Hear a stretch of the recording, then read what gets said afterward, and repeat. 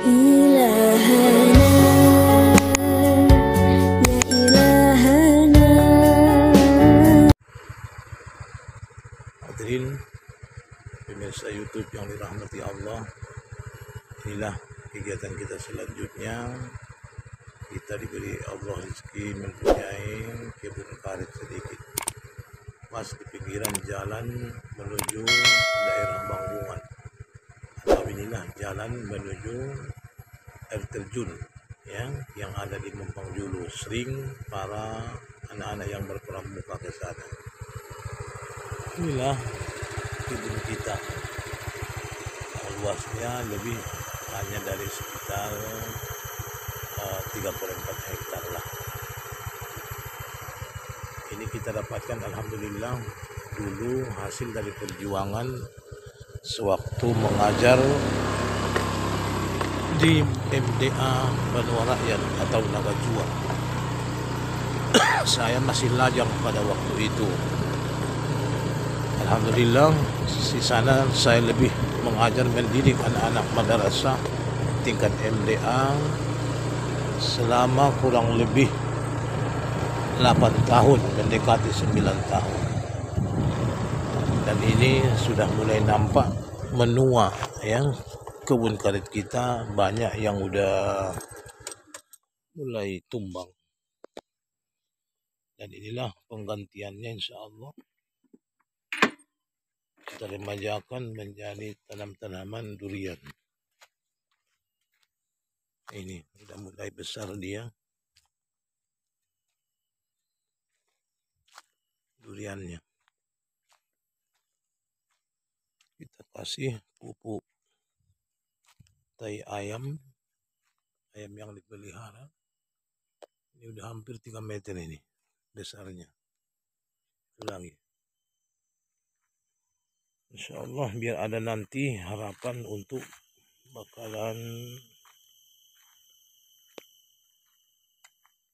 kebutuhan anak-anak sekolah buat anak-anak kita.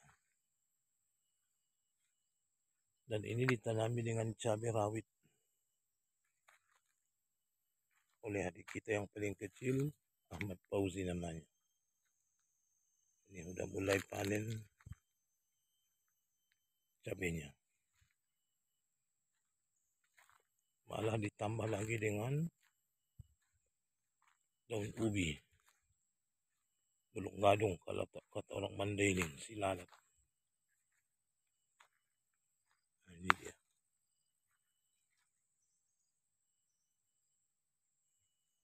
Alhamdulillah waktu mengajar saya dulu di Nagajuang selama lebih kurang 8-9 tahun itu, saya mendapatkan hasil inilah kebun. Ini bagian pusaka kami dari 3 orang tua. Saya beli dan dibagi-bagi. Pada waktu itu baru berharga ini kira-kira 9 juta. Dan saya juga punya kebun di Nagajuang, 1 lungguk atau 1 bun-bun. Kira-kira waktu itu saya beli seharga 3 juta. Dan saya bisa membangun rumah kecil pas di kolam kita, di tempat tinggal kita sekarang. Dari kelapang saya tumbang, batangnya dijadikan sebagai dinding, papan, dan perkakas seluruh rumah tersebut. Jadi banyak orang yang mengatakan kalau masih lajang, pemuda atau poso-poso, jarang berhasil katanya. Jarang bisa manungkohon. Manungkohon itu bahasa kitanya adalah membeli sesuatu bukti daripada hasil yang kita dapat. Tapi itu semua adalah pada umum. Katanya walaupun poso-poso, lajang, kalau kita mau bergiat, kita mau bersungguh-sungguh, alhamdulillah. Saya masih lajang dulu, tapi punya kebun alhamdulillah. Sampai 2 tumpuk atau 2 tempat. Dan setelah saya pindah mengajar dari Nagajuang, saya mengajar di Ma'had Mustofawiyah. perlulah kereta buat kendaraan. Maka saya jual kebun yang ada di Naga Juang. Saya belikan Honda Astrea Keren namanya saat itu. Menjadi kuda yang bandel temanku untuk berjuang. Dan ini pinang baru ditanam. Dan ada tambahan pinang kita nanti yang ada di sekeliling kolam. Anak-anak aku sekalian, para pemirsa YouTube, jadilah menjadi orang yang suka berusaha, suka berikhtiar, jangan pada bolos. Gunakan waktu itu dengan sebaik mungkin. Karena Allah telah mengungkapkan dengan jelas, laha ma kasabat wa 'alaiha maktasabat. Saya akan berikan kepada seseorang itu merupakan imbalan dari kebaikan sesuai dengan taraf dan kinerja yang ia lakukan. Sebaliknya saya berikan tanggungan atau kesialan, balalah istilahnya, kepada seseorang itu sesuai dengan kealfaannya, sesuai dengan kelupaannya kepada Allah Subhanahu wa taala dan kekosongan ikhtiar yang ia lakukan. Jadi kita harus terus berusaha, banyakkan kegiatan. Al-waktu kaswaib, waktu adalah laksana pedang. Illam taqata' yaqta'uka. Jika kita tidak bisa menguasai waktu itu atau pedang itu, maka dia sendirilah yang akan menghunus kita, saudara-saudara.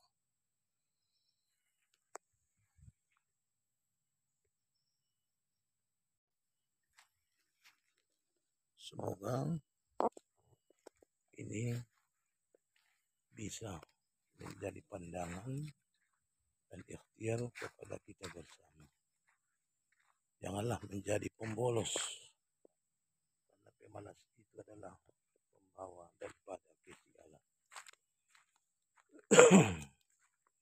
Terlalu banyak diam pun, apalagi kita yang terjun di bidang dakwah ini, sering makan yang enak, maka dikhawatirkan banyak kalori di tubuh kita yang mengakibatkan penyakit gula. Jadi jangan kita menjadi manusia yang pemalas. Jadilah menjadi manusia perajin. Gerakkan tanganmu, badanmu, supaya kita sehat, keluar keringat, badan kita tegap, dan insya Allah perjuangan-perjuangan yang akan datang dapat kita tantang dengan kesehatan tadi.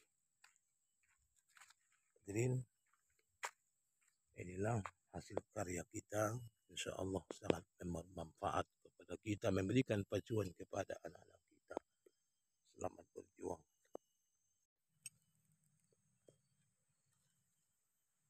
Dan dari arah bawah kebun kita, itu tadi di atas datarannya, berbatasan dengan Tobat Godang Jai atau Tobat Menek Jai. Nah, itu Tobat Godang maksudnya adalah kolam besar.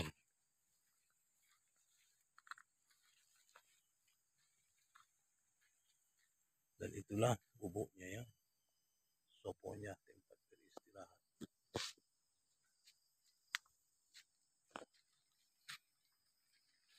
Kenapa ada Tobat Godang Jai, ada Tobat Godang Julu, atau Tobat Godang kecil dan besar? Ini adalah tangki air buat pengawiran penyawahan yang ada di Mampang Julu dan kebutuhan ke masjid. Ini dulu pokok rambutan. Pada masa nenek kita ini dulu semua tanamannya adalah rambutan sampai buahnya menyentuh tanah sehingga mudah untuk mendapatkannya. Ini Tobat Godang Jai dan Julu ini adalah merupakan tangki untuk pengairan sawah umum. Ada sawah umum di Mampang Julu. Kalau aset desa, inilah aset terbesar di Mandailing Natal, mungkin juga di Sumatera Utara, malah di Indonesia kalau buat per desa. Karena sawah umum ini lebih daripada 25 hektar lah kira-kira. Ini dulu hasil kemenangan peperangan antara rakyat Mompang Julu dengan Gunung Tua. Mereka ingin menguasai melewati batas daripada Aiksela Payung.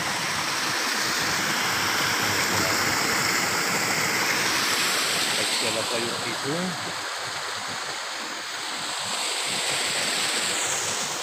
adalah batang garis atau batang sungai yang punya wilayah Mompang Julu. Mereka ingin merebut dataran ini sehingga terjadilah sengketa peperangan. Menurut sejarah,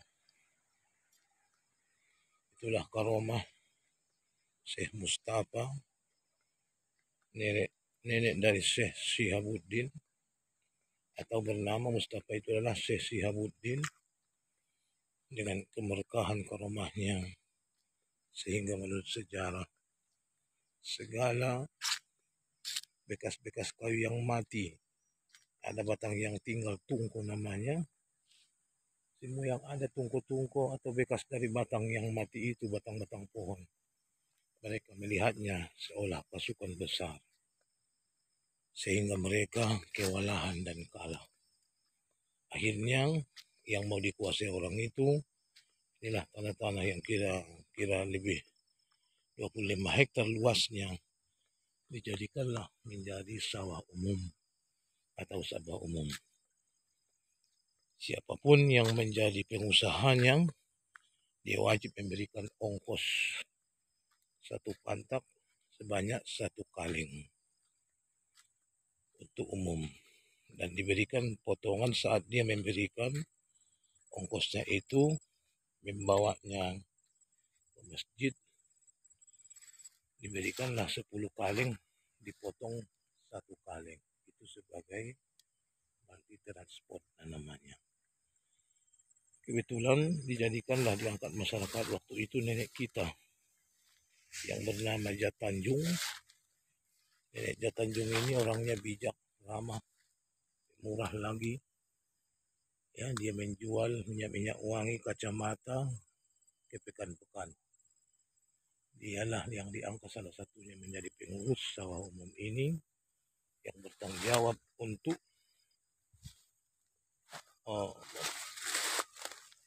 pengairan buat sawah umum ini. Jika airnya mengecil, maka mereka lah yang bertanggung jawab mengambilnya, menjadikan empang dari sungai Silapayung sana, sehingga paslah asal yang bertentangan atau berhadapan dengan Tobat Godang yang 2 ini menjadi pemilik nenek moyang kita. Itulah sawahnya. Dan tentunya dulu masih lalang padang yang setatar atau sejajar dengan kolam ini sampai ke pinggir jalan sana menuju jalan air terjun sana, adalah otomatis menjadi pemilik yang menjadi pengusaha sawah umum tadi. Sehingga boleh dikatakan dari Tobat Godang Jaya sampai ke Tobat Godang Julu, hampir nenek kita yang punya padangnya, yang punya lalangnya. Dan dia menanam yang di Jaya ini rambutan. Setiap buka kolam besar itu, diajaklah masyarakat rame-rame panen, dan juga ya, jika rambutannya panen juga diajak masyarakat. Sehingga memasak lemang, mengalomang saruman mandailing, sambil makan rambutan, sambil nangkap ikan, asallah bukan ikan mas, ya boleh diberikan kepada masyarakat. Artinya boleh masyarakat ngambilnya. Ini kita bukan orang pelit. Alhamdulillah. Ya Tanjung Nasution tahu gelar masa kanak-kanaknya adalah Hayat. Nenek Hayat kita atau lebih Hayat, alhamdulillah dikenali dan disenangi oleh masyarakat. Di samping itu juga dia adalah guru towang-towang, guru ngaji nenek-nenek belajar sholat di rumah nenek sendiri. Dan ia diangkat menjadi malim kampung, kadang-kadang dia mengisi khotib. Inilah yang saya harapkan selalu diwarisi, karena anaknya yaitu ayah dan Uda menjadi Ustadz Muhammad Yunan dan juga Ustadz Balian. Dan kami juga alhamdulillah telah terwarisi menjadi 2 Ustadz, saya lah dan adik saya Ustadz Abdul Hadi, yang meneruskan perjuangan ayahanda kita di Madrasah Nurul Hidayah, menjadi guru madrasah dan pendidik. Demikian pemirsa YouTube, semoga ada manfaatnya bagi kita semua. Selamat berkarya dan berdikari. Selalulah ia berdiri di atas kaki sendiri, jangan berharap kepada orang-orang lain. Wallahul muwaffiq ila aqwamit thoriq. Assalamualaikum warahmatullahi wabarakatuh.